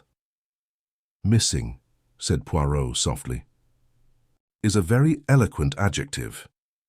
He did not press the point further in front of the assistants, but later he said to me, "A weak heart may fail by itself. It may also be encouraged. A powder omitted, substituted, increased. These things belong to a smaller theatre than poison from a bottle, but they are not less useful." The pattern of the case had therefore shifted again. At first we had a vanished husband and a hidden set of measurements, then a concealed sister, a blackmailing man, an accidental fall, and a household lie. Now, over all of this, hung the possibility that Miss Marsh, having begun to repent her participation and press for a safer, more lawful resolution, had become inconvenient to someone who preferred the original panic to harden into permanent silence. And if that were so, then the true criminal act in the case might not be Stephen Vale's death at all. It might be the later choice to secure advantage from it. That, I think, was the point at which Poirot's expression changed in that unmistakable way I had seen before. The moment when compassion yields, not to severity exactly, but to precision sharpened by moral disgust. First fear, then concealment, then delay, then opportunity, he said. It is a familiar human sequence. The first act is accident. The last is character. Outside, evening had begun to gather over London. Somewhere in Surrey, if Lydia spoke truth, Sarah still wore the plain clothes Miss Marsh had fashioned for her. A cheap dark skirt, modest jacket, flat shoes, dull felt hat, the very geometry of not being noticed. And in Chelsea, the woman who had made that safer shape possible lay buried under a certificate that may or may not have told the whole truth. The extra set of measurements, once only mysterious, had now become tragic. They were the record of one woman's effort to save another by making her less visible to danger. And perhaps, I thought, they were also the last honest lines Miss Marsh ever drew before someone else began redrafting the case to suit themselves. Chapter 7. The death of Edith Marsh. Poirot returned to Miss Marsh's shop and examined the fitting room more carefully. He did not do so with the excitement of a man expecting melodramatic poison bottles hidden under cushions, nor with the heavy official tread by which policemen too often announce to a room that they mistrust it. He entered as he had before, quietly, attentively, and with that air of domestic respect which made women tell him more than they had intended, and rooms surrender more than they knew they contained. "It is the second look that matters, Hastings," he said, as Miss Pike let us in. "The first look discovers arrangement, the second discovers what arrangement tried to protect." The shop seemed emptier than before. Death, once named, leaves a place not merely bereft, but altered in proportion. The workroom table was neat, again. The girls had resumed their duties under Miss Pike's direction, though with visible reluctance, as if to sow in Edith Marsh's absence were a kind of trespass. The front bell gave its little dry ring when we entered, and even that sounded subdued. Miss Pike received us with less defensiveness than on our earlier visit. Grief had softened her, or perhaps the strain of recent questions had taught her that secrecy was no longer serving anyone well. Iris Cole hovered at the back, folding tissue around buttons with the nervous speed of one determined not to listen and unable to do otherwise. Poirot asked first to see the fitting room again. This time he examined not the curtain and platform, nor the chalk marks on the doorframe where hems had been pinned and measured, but the workbox and little side table used for odds and ends that clients need not see.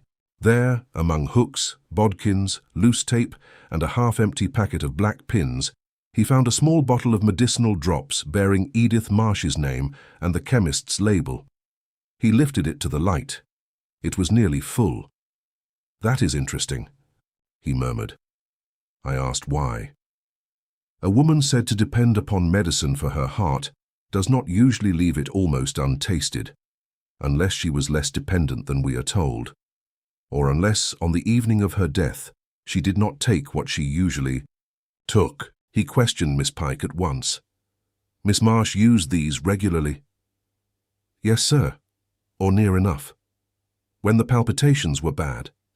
And she kept the bottle here. In the fitting room drawer, or sometimes in the workbox." "Did she take a dose on the final evening?" Miss Pike frowned. "I cannot say. I had gone by then." Iris from the doorway said suddenly, "She asked once for water, miss." "Earlier in the week." Poirot turned toward her. "She used the drops with water?" "Yes, sir, or sometimes with a little cordial. That too he stored away." More curious still was a cup left forgotten behind a stack of pattern books on the workroom side table. It had not been washed with the others after the death, perhaps because the room had fallen into confusion and then into those dreadful tidying efforts by which people erase the very thing later needed. Poirot lifted it, held it near his face, and sniffed delicately. He passed it to me. There was, unmistakably, a faint, bitter smell, medicinal, but not of the heart drops. "Sedative," said Poirot. Miss Pike looked startled.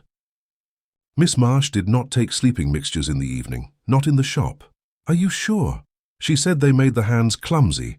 That was exactly the kind of practical objection a seamstress would make, and it convinced Poirot more than any dramatic denial might have done. "Who brought her tea or anything else on the final evening?" he asked. Miss Pike hesitated. Iris looked down at once. "It was after hours," said Miss Pike. "I had left early because Miss Marsh told me to. There had been a private call." "From whom?" At this, the older woman's lips tightened. "Miss Clara Wynne came. She said she wished to collect a parcel for Mrs. Vale." There was a short silence. Poirot asked very mildly, "Only to collect it?" "So she said." "Did she go into the workroom?" "I was gone." Poirot turned to Iris. "And you?" The girl twisted the tissue paper nearly in half before answering. "I was putting away braid in the back press, sir." "Yes?" "Miss Clara came in. She spoke very low. Miss Marsh told me I might leave. I was fetching my coat from the front. When I came back through, I saw Miss Clara carrying a tray from the back room to Miss Marsh's table." Miss Pike looked sharply at her. Clearly this had not been shared before. "A tray?" said Poirot. "Yes, sir. A cup on it and the little milk jug." "Are you certain?" "Yes, sir." "Did Miss Clara seem hurried?" Iris swallowed. "No, sir. Frightened." That answer interested Poirot greatly. We left the assistants and walked out into the lane behind the florist. Buckets of wet stems stood in ranks, and the air smelled of damp paper, leaves, and crushed carnations. Poirot said nothing until we reached the end of the street. "Well?" I asked. He looked thoughtful rather than triumphant. "No," he said. "Not murder arranged in advance. You are sure. As sure as one may be before the final confession. Observe the shape of it. Miss Marsh is agitating to bring the matter to a proper close. Clara Wynne, loyal to Lydia, and terrified of what exposure may do to Sarah, goes to her in private. She brings or helps prepare a draft intended perhaps to calm, to persuade, to win more time. But Edith Marsh has a weak heart. Sedatives, badly judged, may depress more than nerves.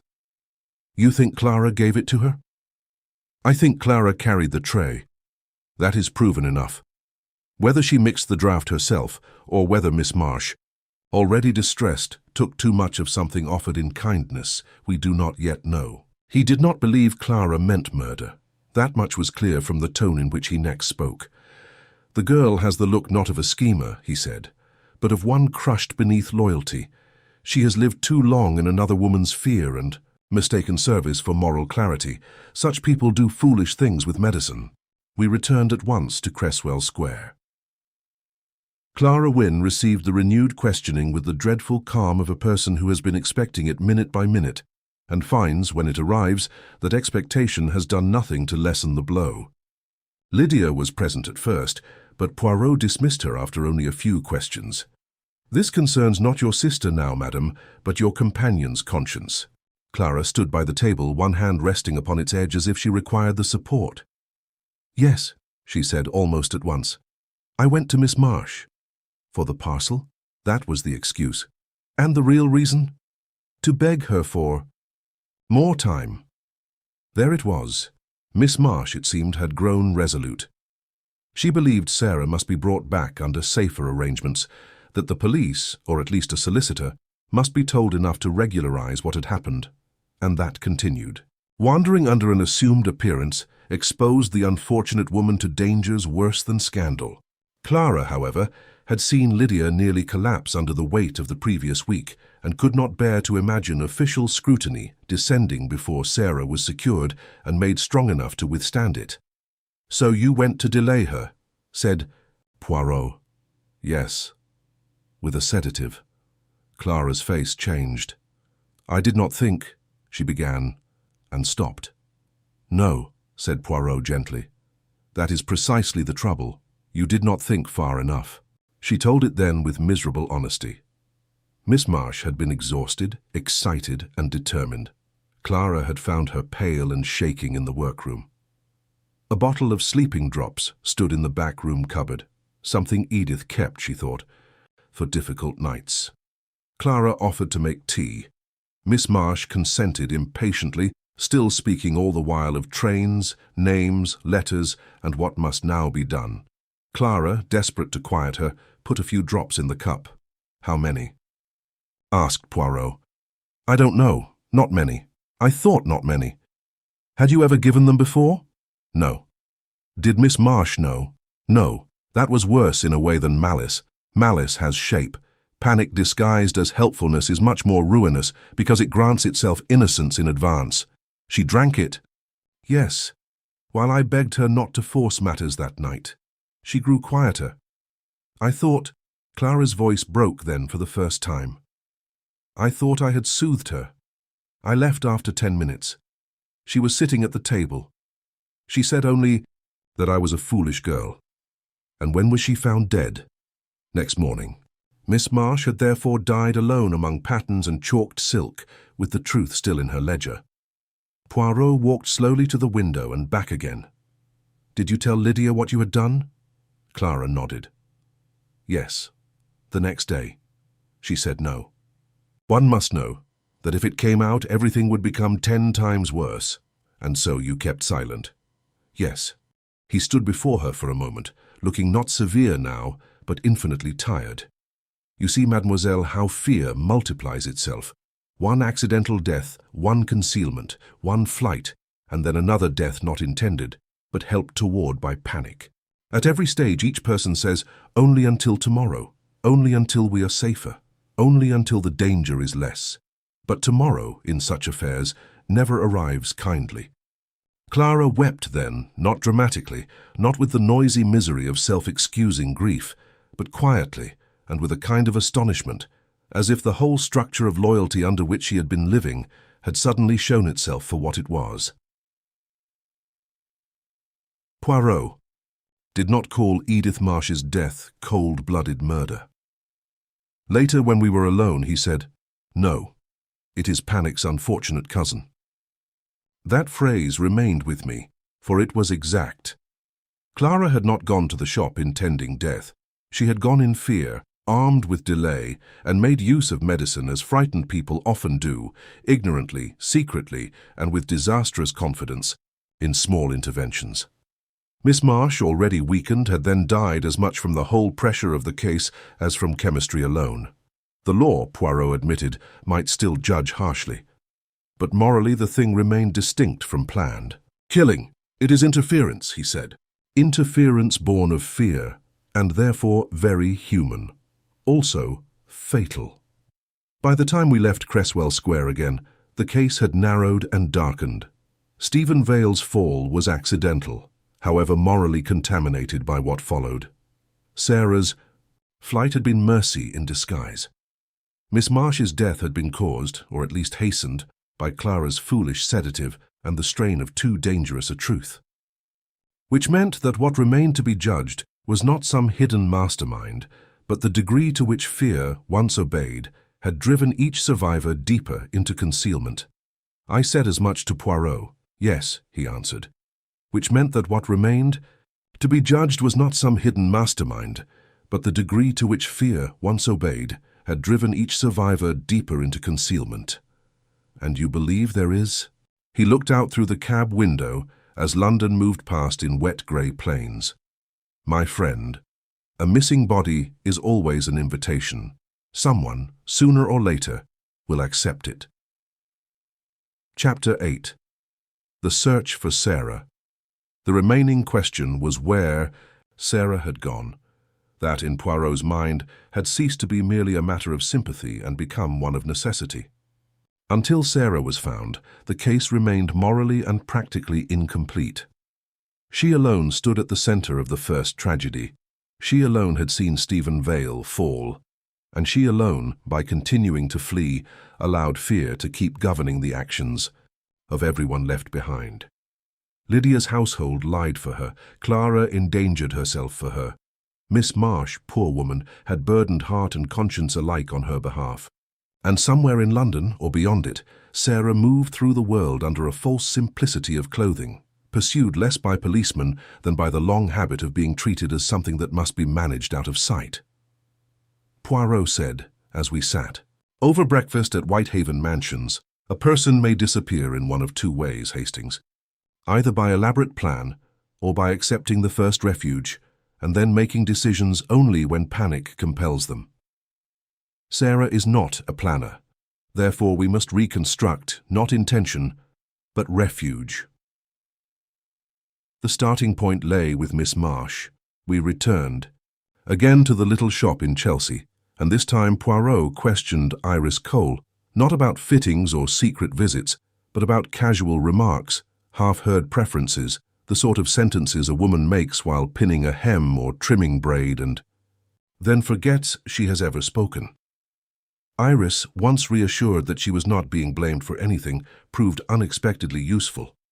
Miss Marsh, it seemed, had once referred to a quiet boarding house near the sea, a place recommended by an elderly client for rest cures and discreet recoveries.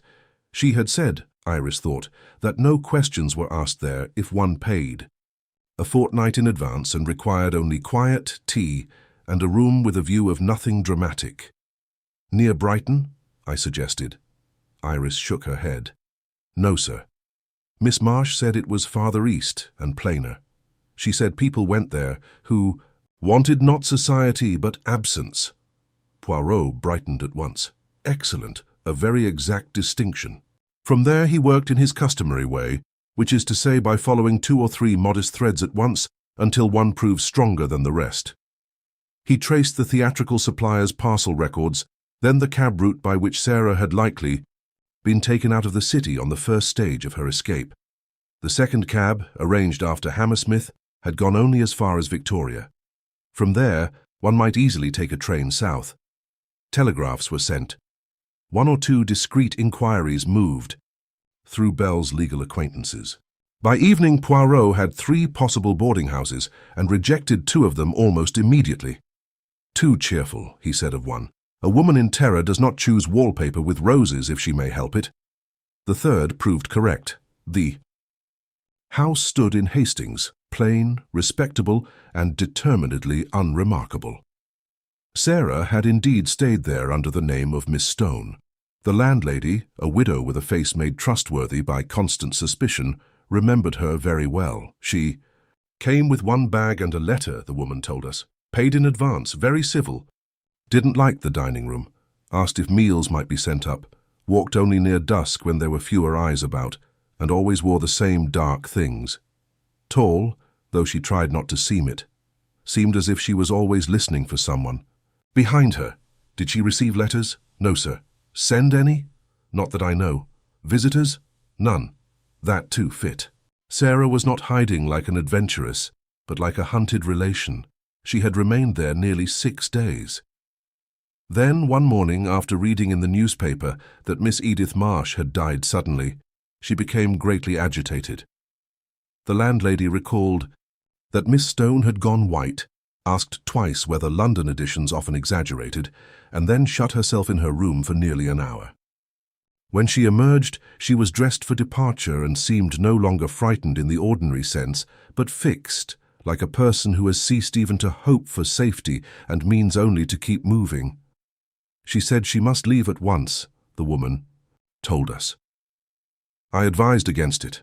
She looked done in, but she said staying where she'd been known would bring harm to others. Then she went. In Sarah's room, little remained. The bed had been remade, the water ewer emptied, the washstand tidied to an almost painful neatness. Yet on the chair arm, Poirot found a thin strip of altered lining, snipped from inside a plain jacket and overlooked in packing. It matched the sort of practical, invisible garment Miss Marsh had commissioned from the Blackfriars supplier. And in the drawer of the small writing table lay a scrap of paper bearing only Lydia Vale's address, written once and then folded, but never used. Poirot held it for a moment and said very softly, "She meant to return." I knew at once what he meant. Sarah had not fled Hastings merely from general terror. The notice of Miss Marsh's death had convinced her that concealment itself had become poisoned. If the one woman who understood her and had arranged the first escape was dead, then Sarah could only conclude that the secret around her was no longer being managed by friends, but broken open by danger. She meant perhaps to write to Lydia, to ask whether she should come back to seek instruction, but fear outran the letter. "Miss Marsh dies," said Poirot as we walked back along the windy seafront, "and Sarah, hearing of it, believes one of two things. Either her refuge has been discovered, or the people around Lydia are being struck down because of her. In either case, she must move. Fear, Hastings, does not reason. It only relocates." Where would she go? To the last kind of place available to a person who has ceased to trust arrangements, somewhere charitable, impersonal, and temporary. That proved exactly right. From Hastings, the trail broke into fragments. One porter's uncertain memory of a tall woman in a plain felt hat traveling with too little luggage. A tea-room waitress at Charing Cross who thought she recalled someone, matching the description asking where church lodgings might be found. And finally, through a clergyman known distantly to Bell's wife, a modest women's church lodging in West London, where names were taken lightly and questions with mercy. We found Sarah there on the second evening.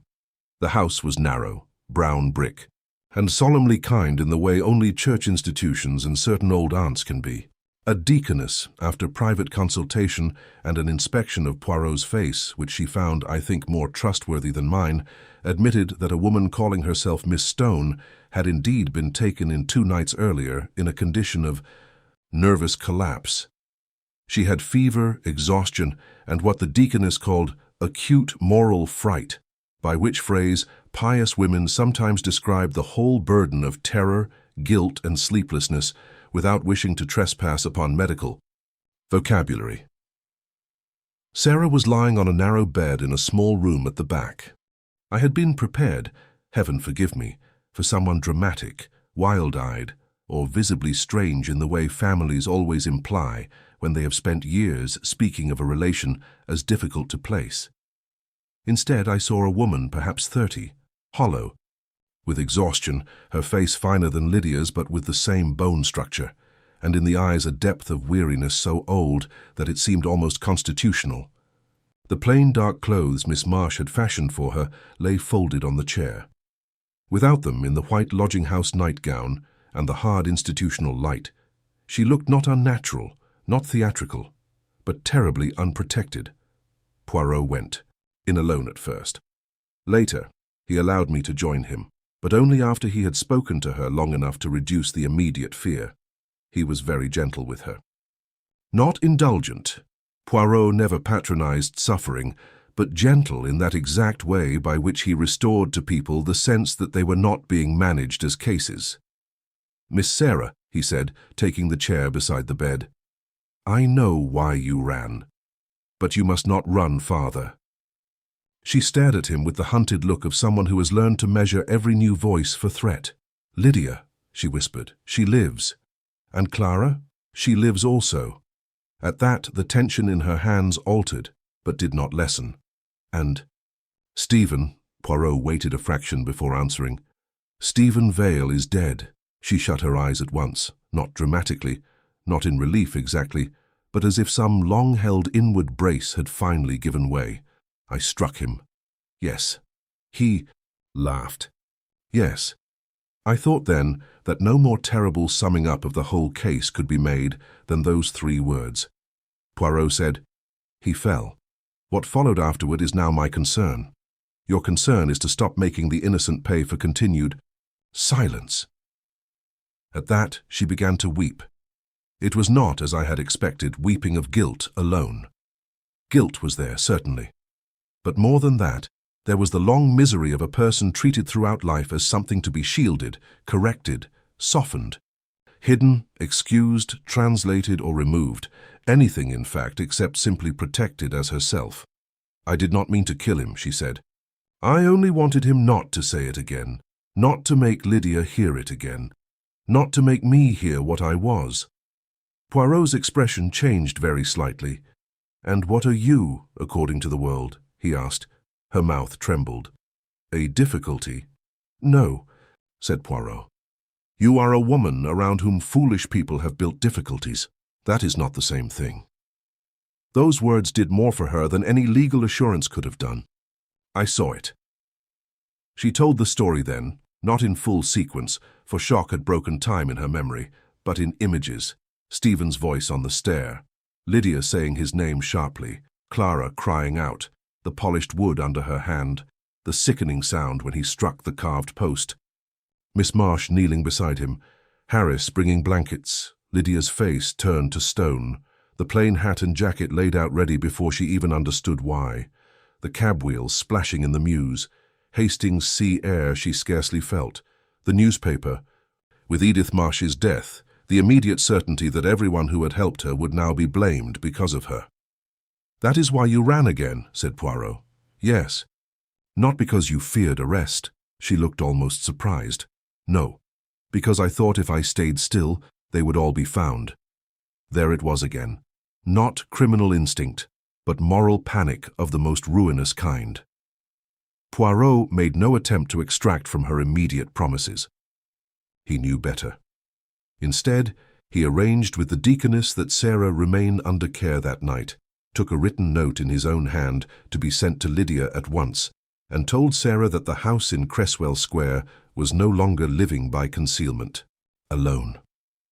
"Running farther," he said, "will now serve only the guilty, or those who are becoming guilty by delay." She nodded, though weakly.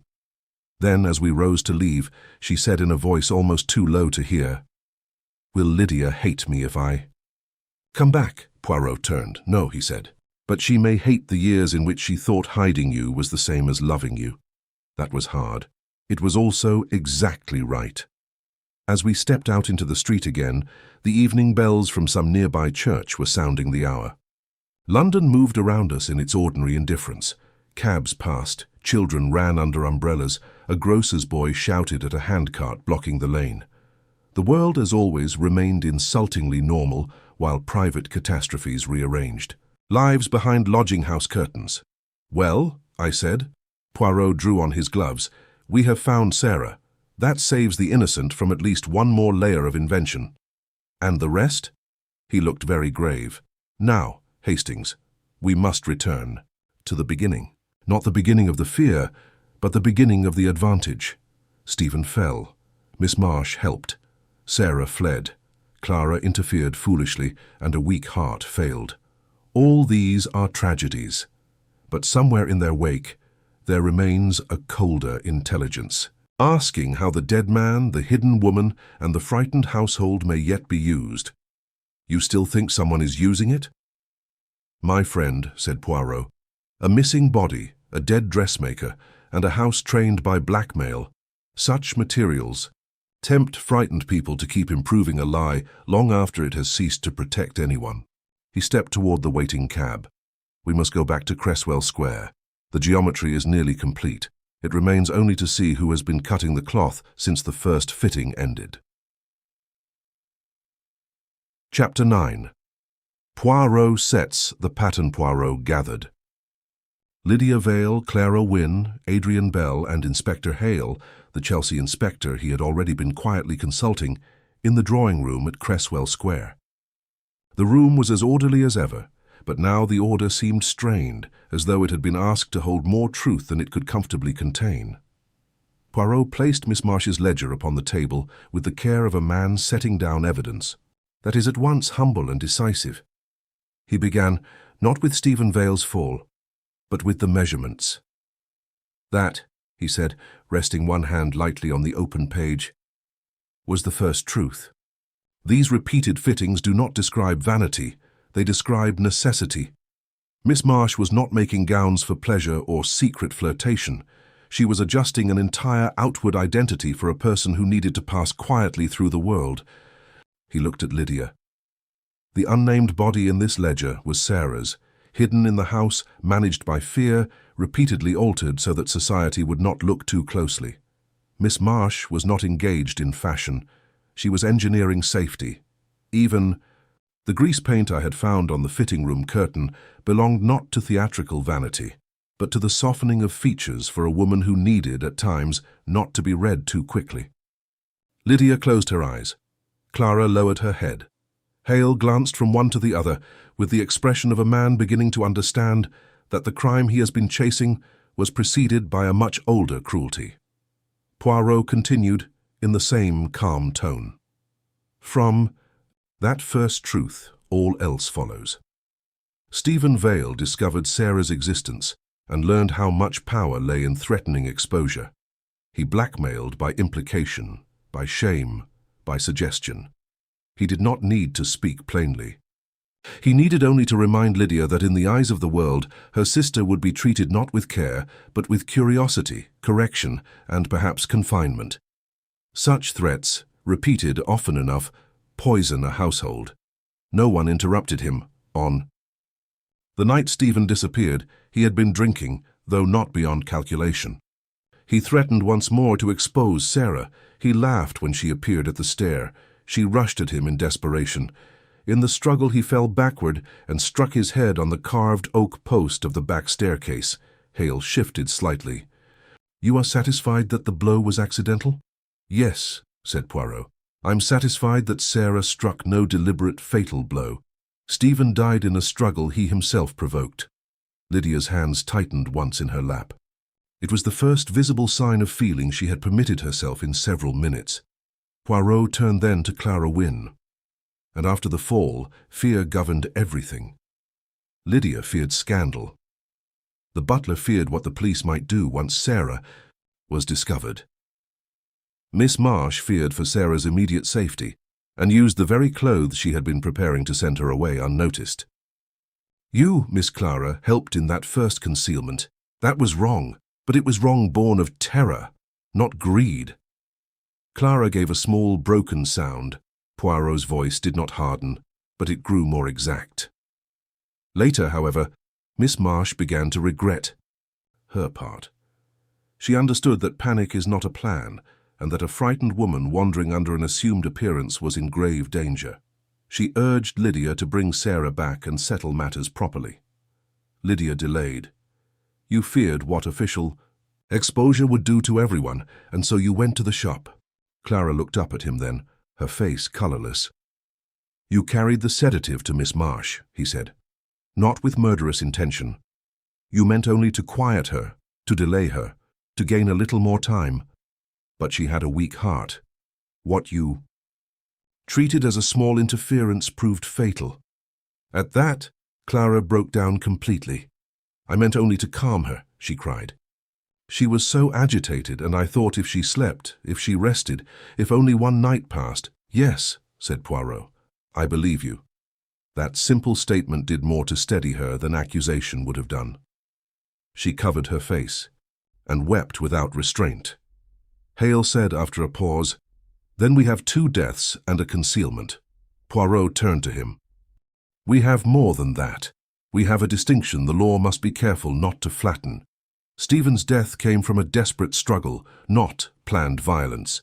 Miss Marsh's death came from foolish interference under moral panic, not cold-blooded design. The concealment afterward was criminal, yes, but it was born from terror, from years of blackmail, and from the household's belief that scandal would devour Sarah before truth could protect her. He placed a hand on the ledger. This book shows the center of the matter. The center is not murder for gain. It is a life forced into secrecy until secrecy corrupted everyone around it. Belle, who had listened in grave silence, spoke at last. And, Sarah, she has been found, said Poirot. She will return, and for once she must return not as a hidden problem, but as a person to whom protection is owed. Lydia's face altered at that, only slightly, but enough to show that beneath all her discipline lay relief so painful it hardly differed from grief. Hale was still frowning, but not from disbelief, rather from the discomfort of a policeman, obliged to admit complexity into territory where he would have preferred a cleaner outline.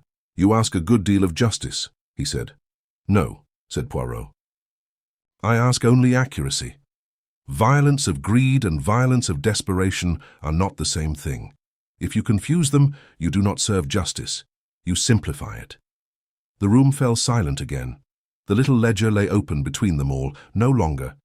Merely a record of fittings, but the pattern by which the whole house at Cresswell Square had been cut. And looking at it, I thought that Poirot had done what he always did at his best. Not merely identify guilt, but restore proportion to a human tragedy that fear had made monstrous. Chapter 10. The final stitch in the aftermath. Inspector Hale agreed to hear the full circumstances before deciding charges. That decision, simple as it sounds, was of greater importance than many louder acts. Police, like families, are often tempted by the nearest shape of guilt. A dead husband, a hidden body, a frightened household, a second death by interference. These could easily have been flattened into one convenient narrative of domestic wickedness. But Hale, to his credit, had listened long enough to understand that convenience and truth were not the same. He did not become sentimental. That would have been unlike him and undesirable in any case. He merely allowed proportion to enter where at first outrage might have sufficed. Lydia, exhausted at last, abandoned all pretense. Once the structure of secrecy had broken, she seemed almost astonished by how much strength had been spent maintaining it. She spoke openly on Sarah's behalf, not with the polished caution that had governed her drawing room, but with the harsher honesty of a woman who finally understands that concealment has ceased to protect and begun only to deform. Clara remained near her constantly, no longer merely a companion in the social sense, but a witness to all that fear had done. The younger woman had been foolish, dangerously foolish, in her attempt to quiet Miss Marsh, yet there was in her now a steadiness born from having passed through self-deception into sorrow. Adrian Bell, shocked as he was by the depth of the hidden life at Cresswell Square, did not turn away from it. I admired him for that. There are men who can bear scandal more easily than complexity. Bell was not one of them. Sarah was moved quietly, into proper care. I use the phrase deliberately because Poirot insisted upon it. Not confinement, not management, not the respectable imprisonment by which families and physicians too often excuse themselves, but care. There are forms of protection that are merely control made polite. Poirot would not have that. Through Bell and one humane doctor known to him, arrangements were made for Sarah to stay in a small private nursing house in the country where rest. Privacy and treatment would not depend on making her into something she was not. For the first time in many years, there was talk of her future without talk of concealment. That, more than any legal outcome, seemed to me the true correction of the case. Stephen Vale's body was eventually recovered from the river. It had travelled farther than those who disposed of it intended and surfaced later than anyone hoped, but not so late as to prevent identification. The official account did not spare his character, nor, I think, should it have done. The dead are entitled to justice, not flattery. It was established that he died from the fall on the staircase, and that what followed, though criminal in concealment, did not alter the fact that he had brought into the house a long campaign of coercion and emotional cruelty. That truth mattered, not because it redeemed those who panicked afterward, but because it restored sequence. Stephen was not transformed by death into an innocent husband mysteriously wronged. He remained what he had been, a weak and dangerous man who mistook other people's fear for his personal income. Miss Marsh, though dead, emerged as the one person who had tried, however imperfectly, to turn deception toward mercy. That was perhaps the saddest element of all. She had helped dress Sarah into safety, helped organize the first dreadful concealment after the fall, and then recoiled from the consequences more quickly and more morally than the family itself. Her instinct, once the first panic was past, had been to bring things back from shadow into arrangement. It cost her her life, not through murder of cold intention, but through the frightened interference of another woman already crushed by loyalty. Yet if any person in the whole affair deserved the word decent, it was Edith Marsh. Some days later, when the first violence of the matter had subsided into statements, arrangements, and quiet legal conversations, Bell asked Poirot what had first convinced him that the case was what it was. Poirot, who had been turning over Miss Marsh's little ledger in his hands, tapped it lightly with one finger. A dressmaker, he said, may lie with fashion, but not with measurement. Bell looked puzzled. Poirot continued, fashion exaggerates. It flatters, it aspires. But inches are exact. They reveal familiarity, anxiety, adjustment, and change. Whoever entered those figures knew a body the world had been forbidden to see. Not merely seen once, but known over time, shoulder by shoulder, waist by waist, alteration by alteration. There was affection in the care, secrecy in the timing, and fear in the note. From that moment the case was no longer about a missing man. It was about a hidden life. He turned a page, though there was no need. Everything was there from the beginning. Cloth, cut, timing, silence. These had stitched the deception together, Bell said quietly, and you only had to unpick it. Poirot nodded. Yes, thread by thread, until the human truth beneath at last could breathe. I remember looking then at the ledger, so small and unassuming beside the other heavy objects of the case, police statements, solicitors' notes, death certificates, receipts, household lists. It seemed impossible that such a modest little book had contained the whole pattern before any of us knew how to read it. Yet that was often Poirot's genius, not in discovering facts no one else could have found, but in seeing that the thing everyone dismissed as incidental was, in fact, the design itself. The case had begun, as Bell first presented it, with extra measurements in a seamstress's book. It might have been told another way, as the disappearance of Stephen Vale, the sudden death of Edith Marsh, or the scandal at Cresswell Square. But Poirot was right. Those were later manifestations. The true beginning lay in identity. A woman hidden by fear, a dressmaker shaping safety from cloth, a husband turning knowledge into power, a household so long trained to dread exposure that panic became its first instinct and honesty its last. And perhaps that is why the case has remained with me more strongly than some bloodier ones. Because the deepest violence in it was not Stephen, Vale's fall, nor even the sedative that killed Miss Marsh.